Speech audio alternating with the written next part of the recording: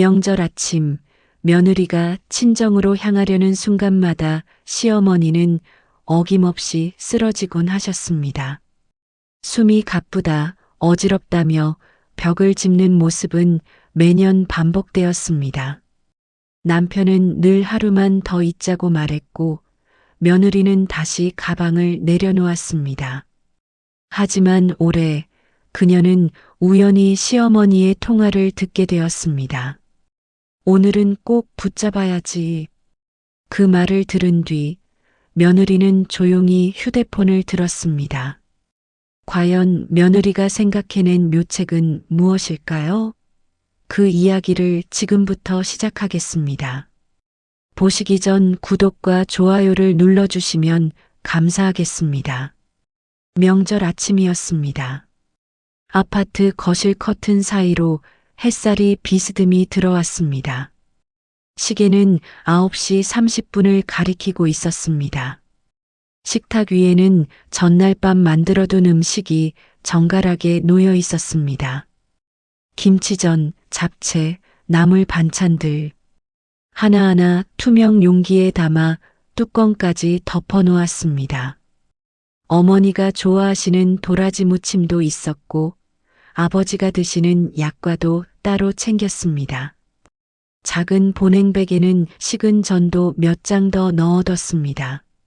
아이 외투는 현관 신발장 위에 개어져 있었고 작은 가방에는 간식과 색연필이 들어 있었습니다. 모든 게 준비돼 있었습니다. 빠뜨린 게 없는지 새벽부터 몇 번을 확인했습니다. 저는 부엌 싱크대 앞에 서서 마지막으로 행주를 빨았습니다. 물을 짜내는 손에 힘이 들어갔습니다. 이번엔 다르겠다고 속으로 몇 번이나 되뇌었습니다. 아침 먹고 바로 친정으로 가겠다고, 더는 미루지 않겠다고. 어머니 전화를 받을 때마다 이번엔 꼭 갈게요라고 했던 그 약속을 지키겠다고. 시계를 다시 봤습니다. 출발까지 30분. 그때였습니다. 거실 소파 쪽에서 둔탁한 소리가 났습니다. 으윽, 어지럽다. 시어머니였습니다. 저는 행주를 든 채 고개를 돌렸습니다. 시어머니는 소파 팔걸이를 짚고 천천히, 아주 천천히 주저앉고 있었습니다. 한 손은 이마를 짚고 다른 손은 허공을 더듬듯 벽을 향해 뻗어 있었습니다. 남편이 안방에서 벌떡 뛰어나왔습니다. 엄마, 왜 그래? 어디 아파? 남편의 목소리가 떨렸습니다. 저는 그 자리에 서 있었습니다. 행주에서 물이 뚝뚝 소리 없이 떨어졌습니다. 이 장면, 이 목소리, 이 타이밍, 처음이 아니었습니다. 시어머니는 눈을 감은 채 고개를 천천히 저었습니다. 괜찮아, 그냥 좀 어지럽네. 남편은 시어머니 옆에 앉아 등을 쓸어주었습니다. 그의 시선이 잠깐, 아주 잠깐 저를 향했습니다. 눈빛에는 걱정과 함께 무언가 더 있었습니다. 미안함일까요? 아니면 부탁일까요? 아이가 방에서 나왔습니다. 엄마, 언제 가? 저는 대답하지 못했습니다. 현관 쪽 가방이 눈에 들어왔습니다. 아까 제가 직접 챙긴 아이 외투, 색연필, 간식, 식탁 위 음식 용기들도 보였습니다. 어젯밤 11시까지 튀기고 볶고 무치던 그 시간들. 시어머니가 작게 신음했습니다. 머리가 핑 도네. 남편이 제 쪽을 봤습니다. 입을 열려다 닫았습니다. 그 침묵이 말보다 더 무거웠습니다. 그는 어머니 손을 잡고 다시 저를 보고 다시 어머니를 봤습니다. 저는 손에 든 행주를 천천히 싱크대에 놓았습니다. 물기가 스테인리스를 타고 흘러내렸습니다. 그 물줄기를 따라 시선이 내려갔습니다. 손끝이 차가웠습니다. 시계 초침 소리만 또렷했습니다. 출발 시간은 계속 다가오고 있었습니다. 친정 어머니는 아마 지금쯤 대문 앞을 내다보고 계실 겁니다. 올해는 오려나 하시면서 결혼 첫 해 명절이 떠올랐습니다. 그때도 이랬습니다. 새벽 5시에 일어나 부엌에 섰습니다. 음식을 데우고 국을 끓이고 반찬을 그릇에 담았습니다. 시댁 식구들 아침상을 차리고 설거지를 하고 친정에 갈 옷으로 갈아입었습니다. 거울 앞에서 립스틱을 바를 때만큼은 기분이 좋았습니다. 오늘은 어머니를 뵙는다는 생각에 가방을 들고 현관에 섰습니다. 남편이 차 키를 들고 나왔습니다. 그때였습니다. 가슴이 답답하다. 시어머니가 거실 한가운데 서서 가슴을 쓸어내렸습니다. 손이 천천히 목에서 명치까지 내려갔습니다. 남편은 그날도 당황했습니다. 엄마, 병원 가야 돼? 아니야, 그냥 좀 답답해서. 하지만 소파에 앉는 모습은 힘들어 보였습니다. 저는 가방을 내려놓았습니다. 어머니, 제가 집에 있을게요. 시어머니는 고개를 저었지만 눈빛은 그러라고 했습니다. 그날 저녁, 시어머니는 TV를 보며 웃고 계셨습니다. 멀쩡하게. 둘째의 명절에는 두통이었습니다. 머리가 깨질 것 같아. 저는 그때도 가방을 들고 있었습니다. 셋째 해에는 허리였습니다. 어제 청소하다가 삐끗했나 봐. 매번 타이밍은 같았습니다. 제가 친정 갈 준비를 마치고 현관에 가방을 두고 남편에게 출발하자고 말하는 바로 그 순간 남편은 늘 흔들렸습니다. 오늘은 그냥 있자. 엄마 혼자 두고 가긴 그렇잖아. 저는 그 말에 항상 졌습니다. 괜찮아요. 다음에 갈게요. 그렇게 말하면서도 가슴 한쪽이 무너지는 걸 느꼈습니다. 친정 어머니께 전화를 걸었습니다. 엄마, 미안해. 오늘은 못 갈 것 같아. 수화기 너머로 짧은 침묵이 흘렀습니다. 그래, 괜찮다. 조심해서 다녀. 어머니 목소리는 늘 담담했습니다. 하지만 전화를 끊고 나면 어머니가 혼자 준비하셨을 음식들이 떠올랐습니다. 제가 좋아하는 동그랑땡, 갈비찜, 깍두기. 한 달 전부터 이번엔 꼭 오너라 하시던 그 목소리도 그날 밤이면 시어머니는 늘 괜찮았습니다. TV를 보고 차를 마시고 화장실도 혼자 다녀오셨습니다. 웃음소리도 들렸습니다. 오늘 왜 그러셨어요? 남편에게 물으면 그는 고개를 저었습니다.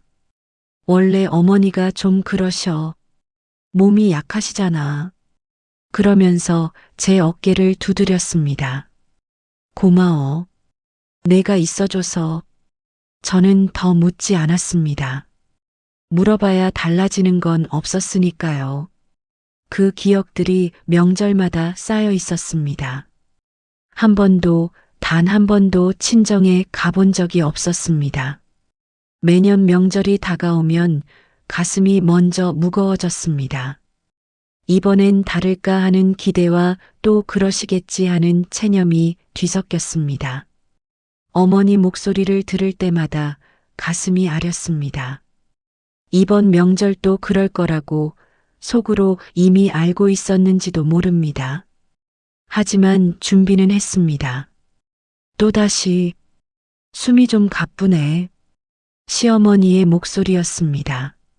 저는 부엌에서 그 말을 들었습니다. 손에 든 물컵이 흔들렸습니다.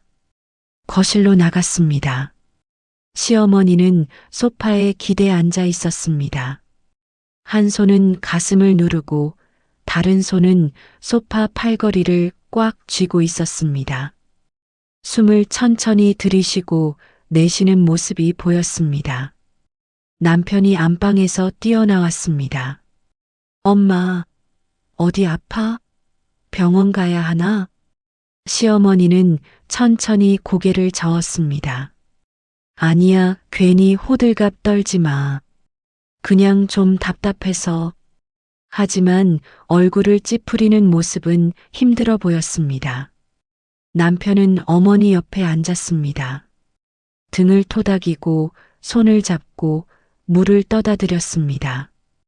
그의 눈빛에는 걱정이 가득했습니다. 저는 거실 한쪽에 서 있었습니다. 시어머니가 고개를 들어 저를 봤습니다. 눈이 마주쳤습니다. 너 오늘 가려고 했지? 네. 저는 짧게 대답했습니다. 그럼 나 혼자네. 그 말이 공기를 눌렀습니다. 신우이도 시댁 가고 너도 가면 나 혼자 남는 거잖아. 명절에 혼자 있으면 얼마나 쓸쓸한지 아니? 시어머니 목소리가 가늘어졌습니다. 아들도 출장 간다고 했고 나 혼자 이 집에 있으면 정말 쓸쓸하단 말이야. 남편이 제 쪽을 봤습니다. 말은 하지 않았지만 눈빛이 말했습니다. 오늘은 집에 있어줘. 저는 현관 쪽을 봤습니다. 아까 챙겨둔 가방이 보였습니다. 식탁 위 음식 용기들도 눈에 들어왔습니다. 새벽부터 준비한 것들, 어머니가 좋아하실 거라고 생각하며 하나하나 담았던 것들, 천천히 가방 쪽으로 걸어갔습니다. 손잡이를 잡았습니다. 가방 안에는 아이 간식도 들어 있었고 색연필도 들어 있었습니다. 그리고 내려놓았습니다. 바닥에 가방을 내려놓는 소리가 작게 났습니다.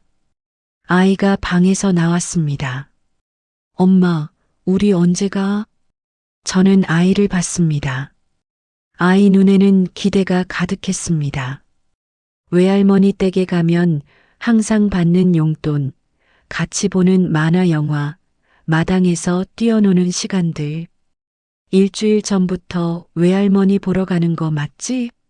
하고 물어보던 그 목소리. 오늘은 안 갈 것 같아.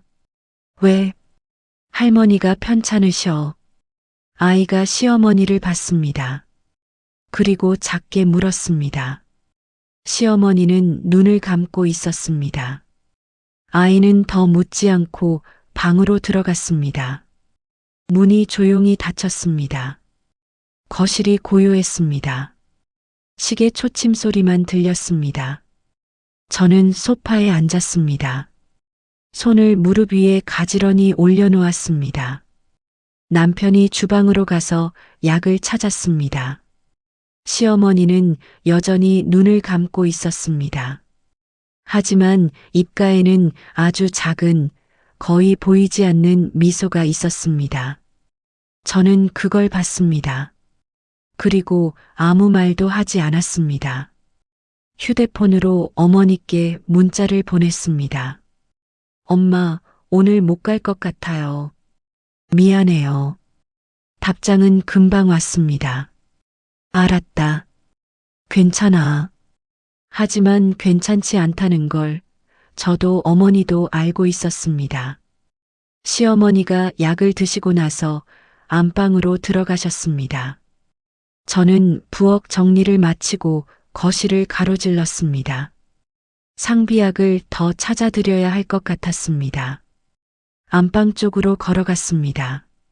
문이 반쯤 열려 있었습니다. 발걸음을 멈췄습니다. 목소리가 들렸습니다. 시어머니였습니다. 지금 붙잡아야지. 오늘 보내면 또 못 붙잡는다. 전화 통화 중이었습니다.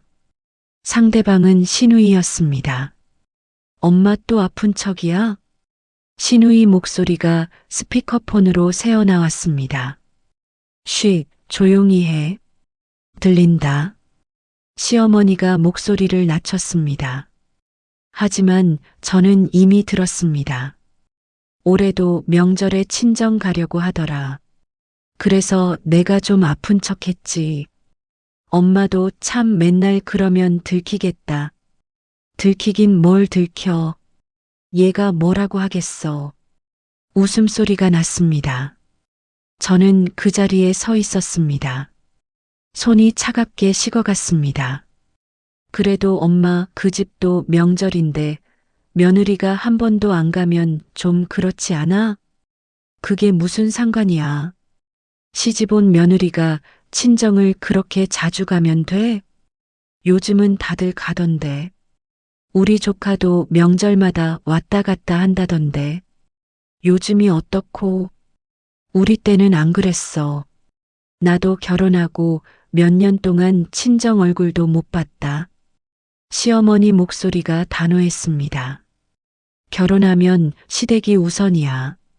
내가 그렇게 살았고 얘도 그래야지. 그게 며느리 도리지. 알았어, 엄마. 나 끊을게. 시댁 가야 돼. 그래, 조심해서 다녀와. 전화가 끊어졌습니다. 저는 복도에 서서 숨을 멈췄습니다.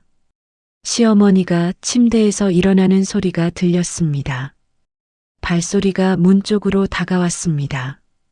저는 천천히 뒤로 물러났습니다. 거실 소파까지 돌아왔습니다. 앉았습니다. 가슴이 두근거렸습니다. 화가 아니었습니다. 그보다 더 차가운 무언가였습니다. 지난 몇 년간의 명절들이 떠올랐습니다. 가슴 답답증, 두통, 어지럼증, 허리 통증, 모두 거짓이었습니다.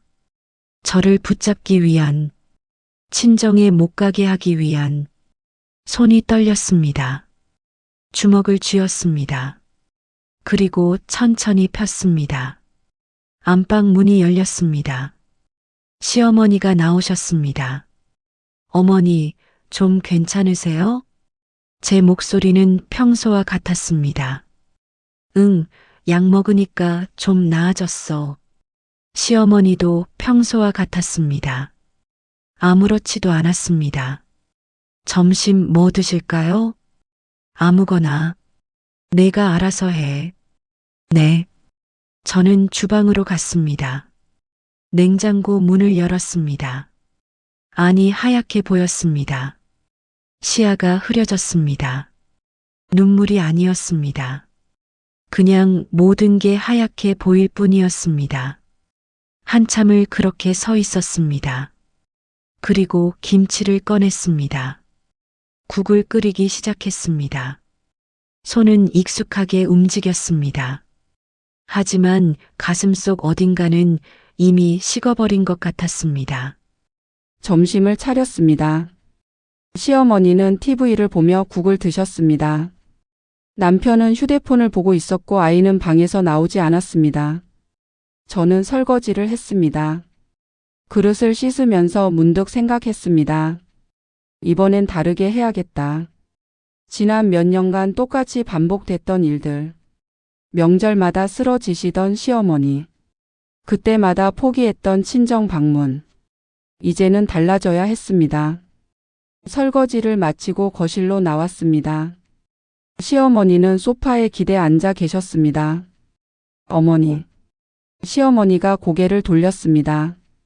병원 가요. 남편이 고개를 들었습니다. 뭐? 어머니 가슴도 답답하시고 숨도 가쁘시다고 하셨잖아요. 병원 가서 확인해야 해요. 시어머니의 표정이 굳었습니다. 아니 괜찮다고 했잖아. 약 먹었어. 그래도 확인은 해봐야죠. 혹시 모르니까. 저는 평소와 같은 목소리로 말했습니다. 침착하게. 119 부를게요. 뭐? 시어머니가 벌떡 일어났습니다. 그럴 필요 없어. 과하게 호들갑 떠는 거 아니야? 어머니 건강이 중요하잖아요. 만약 정말 심각한 거면 어떡해요? 저는 휴대폰을 꺼냈습니다. 남편이 제 팔을 잡았습니다. 야, 진짜 119까지는. 당신 어머니 걱정되지 않아요? 남편이 말문이 막혔습니다. 저는 통화 버튼을 눌렀습니다. 119에 연결됐습니다. 저는 주소와 증상을 알렸습니다. 네, 곧 가겠습니다. 전화를 끊었습니다. 거실이 조용했습니다. 시어머니는 소파에 주저앉았고 남편은 어찌할 바를 몰랐습니다. 10분쯤 지났을까? 사이렌 소리가 들려왔습니다. 아파트 단지 안으로 그리고 우리 동 앞에 멈췄습니다. 남편이 창밖을 내다봤습니다. 정말 왔네. 시어머니는 아무 말도 하지 않았습니다. 초인종이 울렸습니다. 저는 현관으로 가서 문을 열었습니다. 구급대원 2명이 들어와 시어머니에게 다가갔습니다. 어르신 어디가 불편하세요? 시어머니는 대답하지 않았습니다. 구급대원이 혈압과 맥박을 확인했습니다.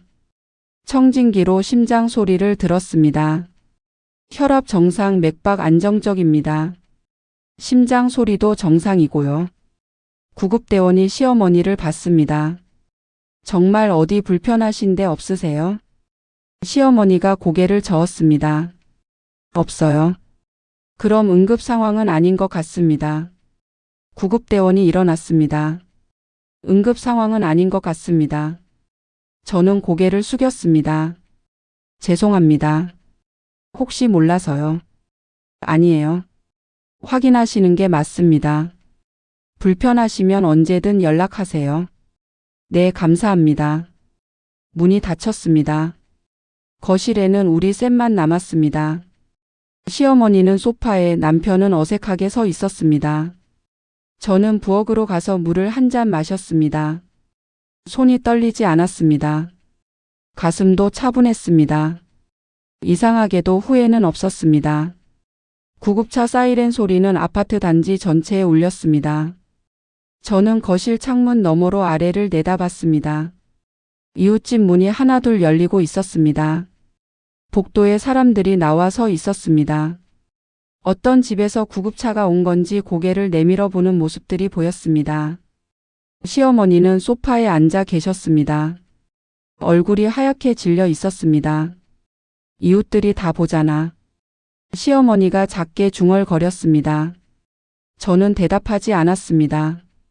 초인종이 울렸고 구급대원들이 들어왔습니다. 어르신 어디가 불편하세요? 시어머니는 입을 열지 못했습니다. 구급대원이 가방에서 혈압계를 꺼냈습니다. 팔 좀 올려주세요.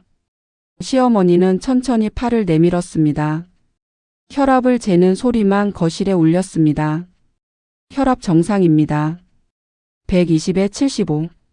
청진기로 심장과 호흡음을 확인했습니다. 심장 박동 정상이고요. 호흡음도 깨끗합니다. 구급대원이 시어머니를 봤습니다. 다른 불편한 곳은 없으세요? 시어머니가 고개를 저었습니다. 없습니다. 그럼 응급 상황은 아닌 것 같습니다. 불편하시면 가까운 병원에서 정밀 검사 받아보시고요. 네, 감사합니다. 시어머니 목소리가 작았습니다. 구급대원들이 짐을 챙겼습니다. 저는 현관까지 배웅했습니다. 번거롭게 해드려서 죄송합니다. 아니에요. 이상 없으셔서 다행입니다. 문이 닫혔습니다. 복도는 여전히 조용하지 않았습니다. 이웃들의 시선이 느껴졌습니다. 거실로 돌아왔습니다. 시어머니는 여전히 소파에 앉아 있었습니다. 남편은 창밖을 보고 있었습니다. 구급차가 천천히 단지를 빠져나가는 모습이 보였습니다. 사람들이 다 봤어. 시어머니가 다시 중얼거렸습니다. 아파트 사람들이 다 알겠네. 구급차가 우리 집에 왔다고. 저는 부엌으로 갔습니다. 컵에 물을 따랐습니다. 손이 떨리지 않았습니다. 시어머니에게 물을 드렸습니다. 드세요. 시어머니가 컵을 받았습니다. 하지만 마시지 않았습니다. 그저 손에 쥐고 있을 뿐이었습니다. 남편이 말했습니다. 엄마 괜찮으시죠? 응. 짧은 대답이었습니다. 거실이 고요했습니다. 아이 방문이 살짝 열렸습니다. 아이가 얼굴을 내밀고 거실을 봤습니다. 그리고 다시 문을 닫았습니다. 시어머니가 물컵을 식탁 위에 놓았습니다. 나 좀 쉴게. 천천히 일어나 안방으로 들어갔습니다. 문이 닫혔습니다. 남편이 저를 봤습니다. 너 진짜 119까지 부를 필요 있었어? 저는 남편을 봤습니다. 당신 어머니 걱정돼서 그랬어요. 그래도 그렇지 너무 심했던 거 아니야? 저는 대답하지 않았습니다. 설거지를 시작했습니다. 물소리만 부엌에 울렸습니다. 남편도 더 말하지 않았습니다. 그는 안방 쪽을 한번 보더니 자기 방으로 들어갔습니다. 저는 혼자 부엌에 남았습니다. 그릇을 씻으며 창밖을 봤습니다. 아파트 단지는 평온했습니다. 하지만 무언가는 달라졌습니다. 확실히 달라졌습니다. 구급차가 떠난 뒤 거실은 고요했습니다. 아무도 말하지 않았습니다. 시계 소리만 들렸습니다. 저는 부엌에서 저녁 준비를 시작했습니다. 냉장고에서 재료를 꺼내고 칼을 들었습니다. 익숙한 동작이었지만 오늘은 달랐습니다. 손을 움직이면서도 머릿속으로는 계속 생각했습니다. 이제 어떻게 되는 걸까? 안방 문이 열리고 시어머니가 나오셨습니다. 거실 소파에 앉아 TV를 켰습니다. 하지만 화면을 보는 것 같지 않았습니다. 아이 방문이 열렸습니다. 아이가 조심스럽게 부엌으로 왔습니다. 엄마. 응? 할머니 또 아픈 거야? 아까 구급차 왔잖아. 할머니가 불편하다고 하셔서. 근데 괜찮대? 응. 구급대원 아저씨가 확인했는데 괜찮대. 아이가 고개를 갸우뚱했습니다. 그럼 왜 아프다고 한 거야? 저번 명절에도 그랬잖아.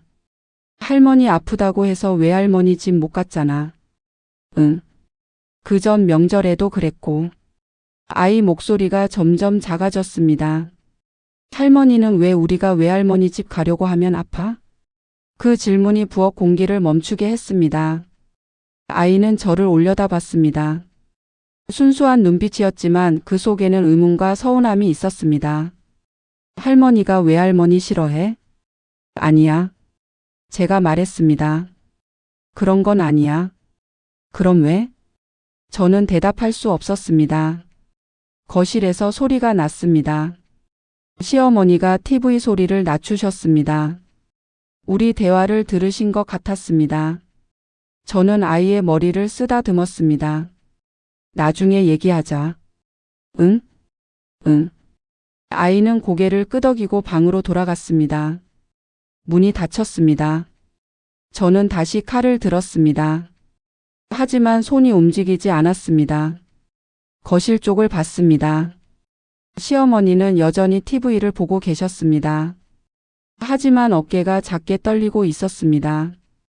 저는 그 모습을 봤습니다. 그리고 다시 칼질을 시작했습니다. 채소를 썰고 고기를 손질하고 냄비에 물을 올렸습니다. 저녁이 완성되어 갔습니다.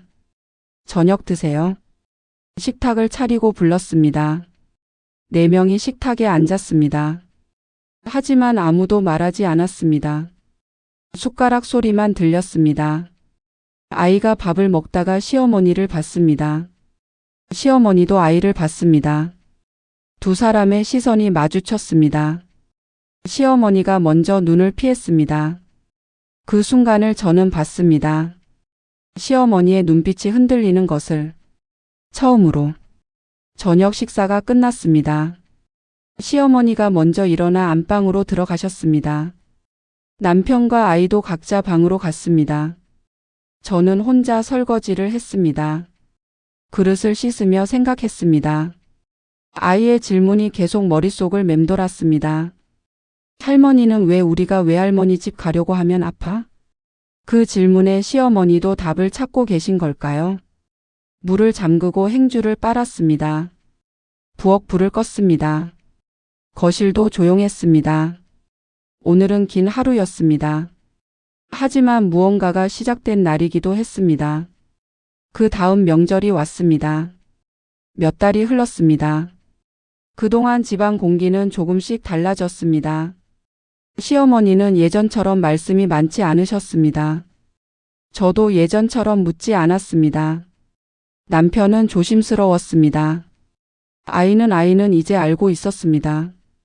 명절 아침이었습니다. 저는 또다시 음식을 준비했습니다.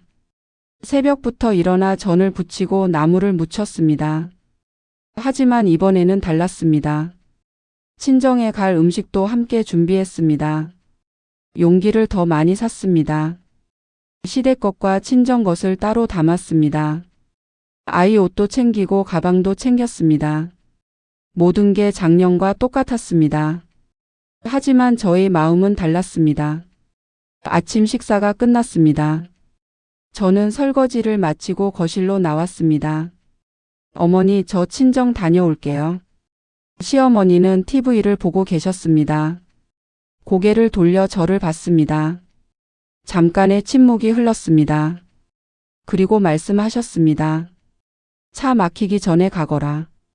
저는 멈춰 섰습니다. 네? 일찍 가야 편하지. 늦으면 길 막혀. 시어머니는 다시 TV를 봤습니다. 저는 그 자리에 서 있었습니다. 어머니, 괜찮다. 시어머니 목소리가 작았습니다. 괜찮으니까 다녀와. 붙잡는 말이 없었습니다. 아픈 곳이 있다는 말도 없었습니다. 저는 잠시 시어머니를 봤습니다. 시어머니는 여전히 TV를 보고 계셨습니다. 하지만 화면에 집중하지 못하는 게 보였습니다. 저녁 전에 올게요. 응. 전화 주시면 언제든 돌아올게요. 알았어. 조심해서 다녀와. 저는 고개를 숙였습니다. 다녀오겠습니다. 현관으로 갔습니다. 아이가 신발을 신고 있었습니다. 남편이 차 키를 들고 있었습니다. 갈까? 응. 문을 열었습니다. 복도로 나왔습니다. 뒤를 돌아봤습니다. 거실이 보였습니다. 시어머니는 여전히 소파에 앉아 계셨습니다. 혼자. TV만 켜진 거실에 문을 닫았습니다. 엘리베이터를 탔습니다. 아이가 제 손을 잡았습니다. 엄마 진짜 가는 거야? 응. 오늘은 할머니가 괜찮으시대. 정말? 응. 엘리베이터가 1층에 도착했습니다. 주차장으로 걸어가 차에 탔습니다.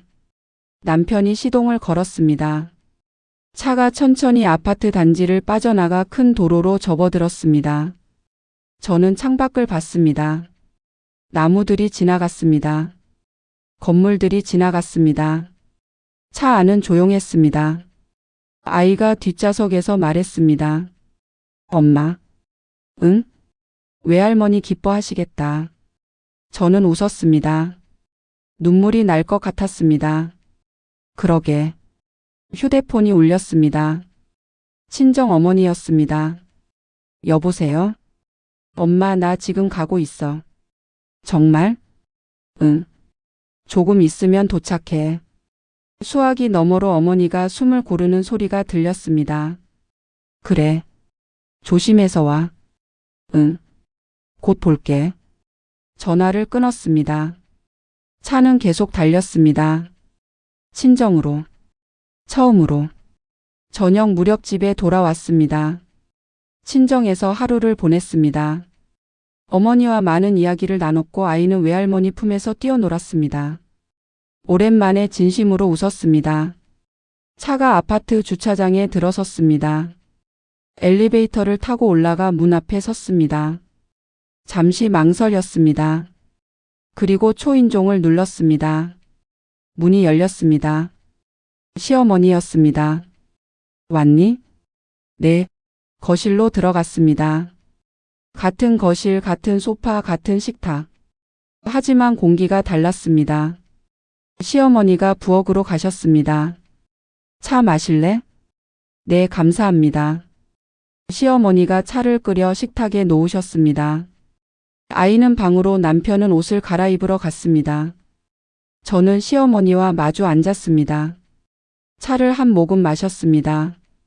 따뜻했습니다. 어머니, 오늘 괜찮으셨어요? 응. 괜찮았어. 시어머니가 찻잔을 내려놓으셨습니다. 네, 엄마 건강하시지? 네, 어머니 안부 여쭤보라고 하셨어요. 그래. 잠시 침묵이 흘렀습니다. 시어머니가 말씀하셨습니다. 나도 친정 어머니가 보고 싶었는데 결혼하고 몇 년 동안 못 갔어. 시댁에서 허락을 안 해줘서. 시어머니 목소리가 작아졌습니다. 그때는 그게 당연한 줄 알았지. 시집 오면 그런 거라고 생각했어. 근데 나중에 생각해 보니까 후회가 되더라고. 시어머니가 찻잔을 돌렸습니다. 어머니 돌아가시기 전에 한 번만 더 뵙고 싶었는데 저는 말없이 들었습니다. 그래서 그랬나 봐. 너한테도 똑같이 한 거. 미안하다. 시어머니가 저를 봤습니다. 내가 잘못했어. 저는 고개를 숙였습니다. 눈물이 날 것 같았지만 참았습니다. 괜찮습니다.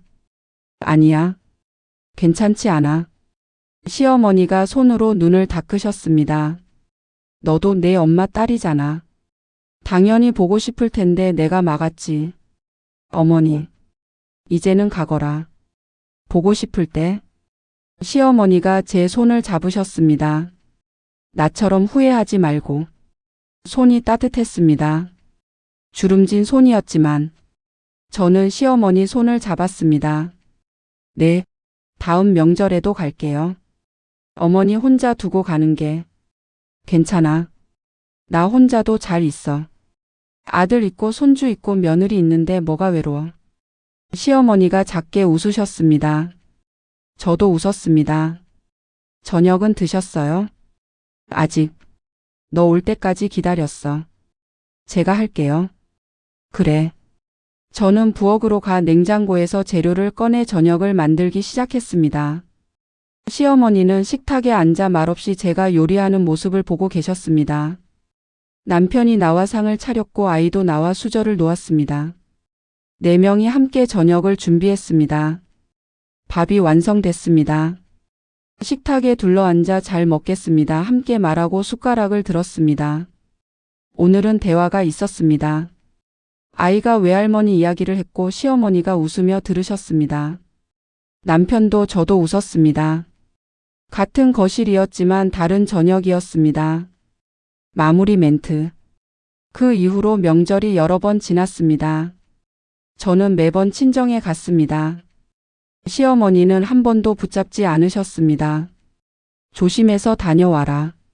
그 말씀만 하셨습니다. 아픈 곳도 없으셨습니다. 가슴 답답증도 두통도 어지럼증도 모두 사라졌습니다. 이번 명절 또 그랬습니다. 아침 일찍 일어나 시댁과 친정 두 집 음식을 함께 만들었습니다. 시어머니가 일어나 내가 도와줄까? 물으셨지만 저는 괜찮다고 했습니다. 시어머니는 식탁에 앉아 차를 드시며 조용히 제가 일하는 모습을 보셨습니다. 아침 식사를 마치고 저는 옷을 갈아입었습니다. 아이도 준비가 끝나 현관에 가방을 두었습니다. 거실로 돌아왔습니다. 어머니 다녀올게요. 응. 천천히 다녀와. 어머니랑 오래 있다 와. 시어머니가 웃으며 말씀하셨습니다. 내 엄마한테 안부 전해라. 네, 그럴게요. 문으로 가려는데 시어머니가 잠깐 하고 안방으로 들어가셨습니다. 잠시 후 나오시며 작은 보자기를 주셨습니다. 이건 내 엄마 드려. 옛날에 내가 쓰던 놀이개야. 귀한 거니까 잘 간직하시라고. 저는 보자기를 받았습니다. 무게가 느껴졌습니다. 그리고 이것도. 시어머니가 봉투를 주셨습니다. 용돈이야. 내 엄마한테. 그동안 내가 못 간 거 다 내 탓이잖아. 늦었지만 이렇게라도 인사드리고 싶구나. 저는 봉투를 받고 감사 인사를 드렸습니다. 너도 내 엄마 딸이야. 내 며느리기 전에. 그 말이 가슴에 스며들었습니다. 현관문을 나서며 뒤를 돌아봤습니다. 시어머니가 문 앞에 서서 손을 흔들고 계셨습니다. 저도 손을 흔들었습니다. 엘리베이터에서 아이가 물었습니다. 엄마, 할머니가 준 거 뭐야? 외할머니께 드리는 선물이야. 할머니가. 아이가 웃었습니다.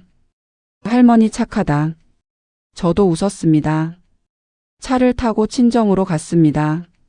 어머니가 대문 앞에 나와 계셨습니다. 저는 어머니를 안고 보자기와 봉투를 드렸습니다. 어머님이 드리래요. 놀이개래요. 귀한 거라고. 어머니 눈에 눈물이 맺혔습니다. 사돈께 고맙다고 전해라. 그리고 내가 이제 편하게 오갈 수 있게 됐다니 다행이다. 이제는 언제든 와. 네, 엄마. 집 안으로 들어가 어머니가 차려주신 음식을 먹고 아이와 함께 웃었습니다. 편안한 하루였습니다. 저녁이 되어 돌아갈 시간이 왔습니다. 조심해서 가렴. 다음에 또 와. 어머니를 안고 인사했습니다. 차에 타고 시댁으로 돌아가는 길은 무겁지 않았습니다.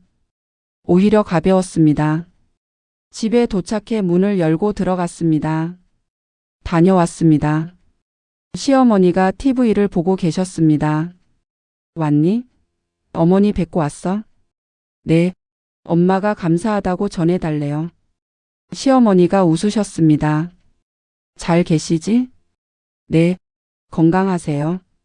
다행이다. 거실이 따뜻했습니다.